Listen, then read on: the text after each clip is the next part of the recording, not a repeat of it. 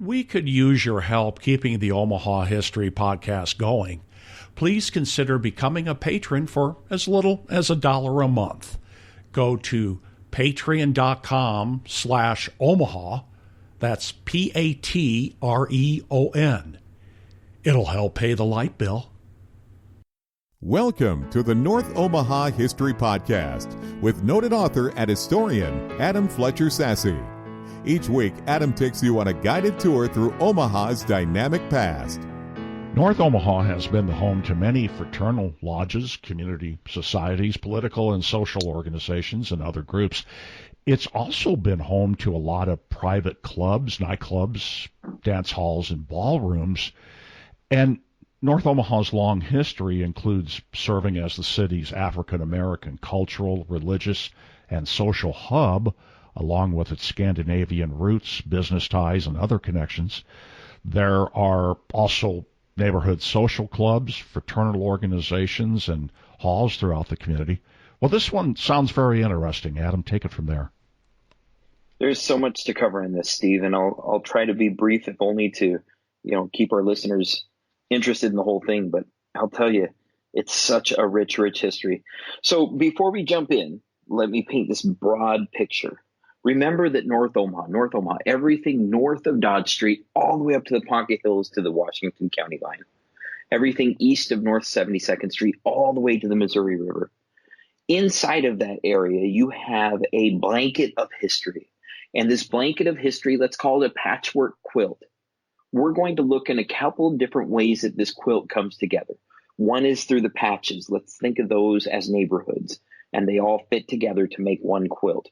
They're not perfect squares by any measure, but it kind of paints this image of these sections of the community.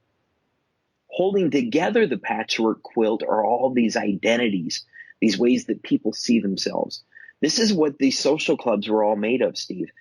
And so this thread holding together the neighborhoods, these were these identities, whether they are racial identities, whether they are ethnic identities, socioeconomic identities in terms of how much money you made and how the world around you saw you, being working class or poor or middle class or wealthy, but other identities too in terms of your education, in terms of your interests in life, your hobbies and habits and behaviors, in terms of all these ways that you see yourself, your identity. So your identities, this threads together the patchwork that makes up the quilt. And then the whole thing is tufted, it's filled with something that makes it warm and makes it comfortable. And we can think of that as the individual people. So North Omaha is this quilt, this patchwork quilt sewn together with these identities. Some of these identities were made real, they were made visible, they were made tangible by social clubs, by fraternity organizations, by all these different types of gatherings that you mentioned in your introduction. And that's what I'm going to get into today. There have been so many of these organizations, and to really even begin to enumerate them, it could be exhausting and a little bit overwhelming. Let's start by looking at the civic organizations. So civic organizations they can also be thought of as charitable organizations. They can also be thought of as community building organizations. Today in North Omaha, there are so many civic organizations that are working really, really hard. We're talking about nonprofits that are committed to building communities. So just to think of it that way, we get so many different identities. We get organizations as broad as 75 North, which is building the Highlander neighborhood, to the Holy Name Housing Corporation, which builds houses across North Omaha and beyond, to Omaha's chapter of the Northside YWCA. Was one of these civic organizations in North Omaha. They launched in 1920 in a house on North 22nd Street in the near North Side. It was an African-American organization that was really committed to empowering women to make a difference, to make the neighborhood a better place. And the Northside YWCA was one of the most active civic organizations in the neighborhood for dozens of years. They launched, they're so active that they launched their own campaigns to start other organizations. One of the earliest that they began was called the Colored Old Folks Home. The Colored Old Folks Home was a facility for African-American old people who we think of it as senior housing today, but back then it was such an anomaly. No old folks home in Omaha would serve old people who were Black. And so the African American community banded together to found their own. So this is an example of a civic organization working together to really reinforce and support the identities of people while providing an essential public need. The Northside YWCA also launched other civic campaigns. They had fundraisers, they had drives, they had different things to support activities for young people, to build families throughout the neighborhood. They had cooking programs, they had homemaker programs, all different kinds of things for women and families at that point. Omaha had a community chest for a long time. The community chest was a fund that was raised from business owners and philanthropists, but also regular everyday donors. And the idea of this community chest was to support nonprofits in doing their work. So some of that community chest money went to places like the Colored Old Folks Home. Other of that money went to a place like the Urban League Mid-City Community Center. The Urban League Mid-City Community Center was opened at 2213 Lake Street in the 1940s to act as a community center where African Americans in the near North Side neighborhood and around the 24th and Lake Historic District, where they could go and gather and learn about history, learn about society, learn about education, learn about cultural activities, all kinds of different things that would happen at any community center. But because North Omaha didn't have one, the community chest supported that. And the Urban League worked really hard to make that work. They also did a lot of job placement, and they did a lot of anti-discrimination work from that location. The Urban League, of course, continues on today and fights steady from 30th and Lake to transform the Omaha community in general. And the community chest ended up morphing and becoming what we know today as the United Way. And that's a very powerful force that continues to support civic organizations in North Omaha. The American Legion was another civic organization that existed. It formed in North Omaha in 1918. It was originally called the War Camp Community Service. And the American Legion ended up supporting veterans who were coming back from World War I, veterans from the Spanish-American War at the turn of the century, and then later on, veterans from World War II, Korea, Vietnam, all the way to today. But in North Omaha specifically, the American Legion did a lot of work to build community and support these veterans with a lot of different kinds of activities. The Centralized Commonwealth Civic Club was a business organization that did civic work throughout North Omaha. They formed in 1937 and sponsored all kinds of different activities, including a couple of Boy Scout troops for African American youth, to really provide that service for the neighborhood. So that's another example of a civic organization. North Omaha, as the home of Omaha's African American community, has been the home of a lot of different social clubs among African Americans. We know that the Knights of Pythias were a gathering of African Americans who met on 24th Street. They had a hall where they held social activities and all kinds of different celebrations and helped each other and built the community basically from the inside. There were also secret organizations like the Odd Fellows and the Masons. The African American Odd Fellows had about 400 members that were all over North Omaha who were Black before they ended up closing up. The Black Masons, also called the Prince Hall Masons, continue today. They formed in North Omaha perhaps as early as the 1880s, but definitely at the turn of the century. And they have been active in building the community in so many ways, raising money, providing civic and educational activities, and really being involved in some of leading the change throughout the community in terms of building civil rights, but also weaving together the economy and a lot of different aspects of the community. And of course, the Elks, the Black Elks, are still located on Lake Street. They have a beautiful club right there in the old Columbus Hall. And they started in the 1920s and have been very, very involved in the entire growth and transformation of North Omaha over the decades. Very important organization. Maybe the most elusive and secretive organization in North Omaha's history was called the Knights and Daughters of Tabor. They were also called the Knights of Liberty. It was an African-American organization whose goal was, quote, nothing less than the destruction of slavery. They were anti-white supremacy. They were anti-racism. And they fought to build up the African American community long after Pan-Africanism organizations had come and gone from favor. In the 1940s, the Knights and Daughters of Tabor led campaigns to build black hospitals with black doctors to serve black communities, because white hospitals and white doctors and white communities wouldn't serve African Americans as fully as blacks could. They actually began one of those campaigns in Omaha that almost led to the development of a hospital on 30th Street just for African Americans. It didn't work, but regardless, the Knights of Tabor continued on. A report from the 1930s, from the late 1930s by the federal government, said that there were more than 25 different African American social clubs in North Omaha, with more than 2,000 members total. Some of the different groups included the Royal Circle. It was kind of seen as being a hoity African American organization that held cotillions and other events where they crowned royalty for North Omaha among African Americans from the 1920s all the way into the 1960s before they closed out. There was an organization called the Pleasant Hour Club. There were lots of these different smaller clubs that were gatherings of friends who basically did social and philanthropic and recreational activities to really build the black community in the city. The Pleasant Hour Club, the Aloha Club, the Entre Nous, the Beau Bremel Club was one of the most prominent social groups.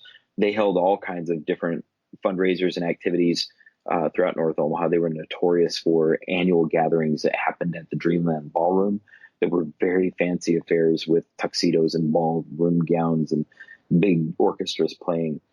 But no less important was another group called the Quack Club. The Quack Club was a garden club, great name. They were organized to take care of the YWCA grounds and building. So even though you had the YWCA doing civic work, you had the Quack Club acting as a social support net for the YW. The Quack Club also had operetta and Christmas dances that were held at Brownell Hall down in South Omaha. So lots of different organizations like that, those kind of social organizations that were coming around. More recently, we've seen social organizations in North Omaha continue. The Native Omaha Club might be the most important club to ever exist in North Omaha. Starting in 1976, a woman named Vera Johnson worked with Betty McDonald, and they brought together a group of people to plan activities to be a community-wide reunion. The Native Omaha Club kept going and is still going, and every couple of years hosts Native Omaha Days. In 2019, they held their 22nd Native Omaha Days since 1976. The huge parade, dances, reunion picnic, memorial service, golf tournament, performances by local artists, all kinds of things grew out the Native Omaha Club. And it's a nonprofit, and they continue to do powerful work to transform the community just by maintaining a very exciting, modern, current thing. One of the other pieces from history, though, in terms of these social clubs, was Fort Omaha. Fort Omaha itself, as a military installation, had to have social halls to entertain the troops.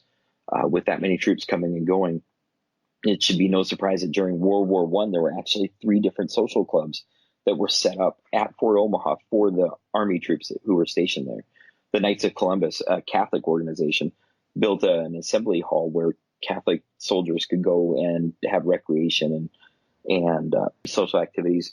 They would meet young Catholic women who came up to North Omaha who came up to Fort Omaha from around the community, and really have a good time with everybody involved. Another social hall that was at Fort Omaha was operated by the YMCA. The YMCA Fort Omaha Hall was a hop-in place that had all kinds of athletics and educational classes, lectures, musical entertainment, picture shows, dances, and all kinds of facilities for writing and a post office and different things.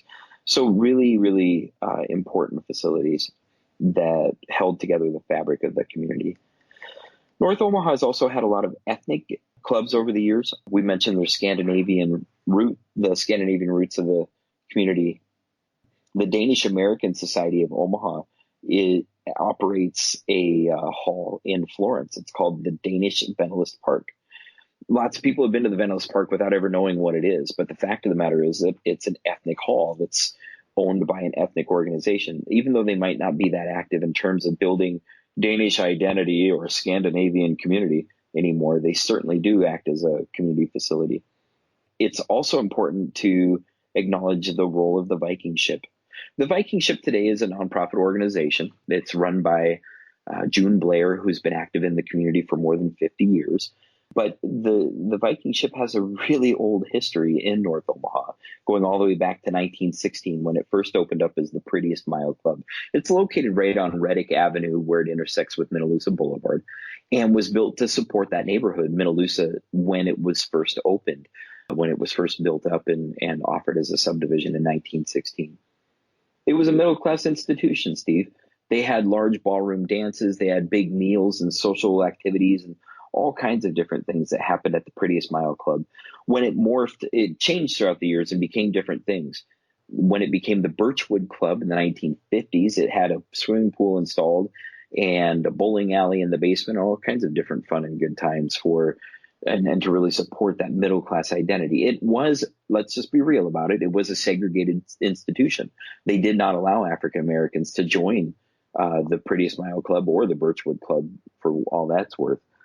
When the Viking ship was established from the old Hayden House and different things that had happened in the Prettiest Mile Club, by then it was renovated. The Birchwood Club had clad the entire building.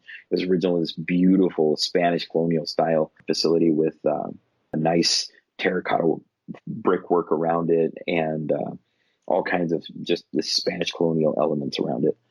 But they clad it in metal and siding and put a normal roof on it. And the building lost a lot of its architectural integrity with that. But it continues to exist today and still offers a lot of services and potential for the community. And it definitely has that legacy of being an important social hall. One of the social halls that we don't really know much about, though, was the American-Hungarian Hall that was on Cumming Street. It was at 16th and Cumming for more than 40 years. It opened in the original Swanson building where the Swanson Corporation was originally opened up. It opened there in 1940.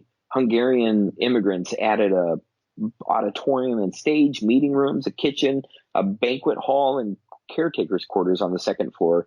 And it was run for a couple dozen years. Unfortunately, it closed around 1970, and it was razed when Creighton University bought the land.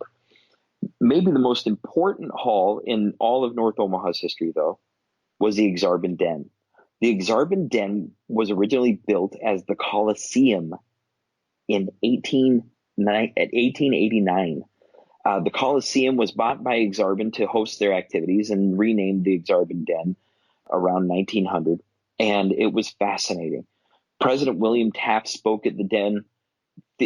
Former President Teddy Roosevelt spoke there. There were huge balls and theater performances and all kinds of things held for this 12,000 people that would be seated inside of the Exarban Den. It was Exarban's first permanent building right in North Omaha on North 20th and Burdett Streets, where the Hope Center for Kids is today. The building was destroyed by a fire in 1927, and coincidentally, the new Exarban Coliseum opened right after that. There's a facility that serves in a social function there today, and social clubs continue to be important to North Omaha. So that's a little bit of a tour of some of those historic clubs, but let's take a look at some of the names of the others. You know, we had the Northside YMCA. We also had the Eugene Epley Boys Club that existed for a long time as a social and civic club. And the Exarban Den that we talked about, the Viking ship that was originally called the Prettiest Mile Club and the Birchwood Club. You know, Steve, there were neighborhood clubs like the Prairie Park Clubhouse and the Midwest Athletic Club that built up the local neighborhoods where they were at. Prairie Park Clubhouse sat over at 26th and Ames, and the Midwest Athletic Club, the building's still there at 2306 North 22nd, and the club is still really active in other places. There was a Lothrop Social Hall at North 24th and Lothrop Streets that held all kinds of activities, just like Sanders Hall, Marathon Hall, Goodrich Hall, and Ertling Hall that were all up and down 24th and 16th.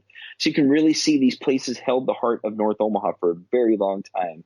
And even though a lot of people can't remember what is far beyond our lifetimes, it's fun to think about the possibilities and potential of these kinds of clubs weaving together North Omaha history throughout the decades. And that's a little bit about the civic, social, and cultural halls of North Omaha. Thanks for listening to the North Omaha History Podcast with noted author and historian Adam Fletcher Sassy. Join us next week as Adam takes you on another guided tour through Omaha's dynamic past.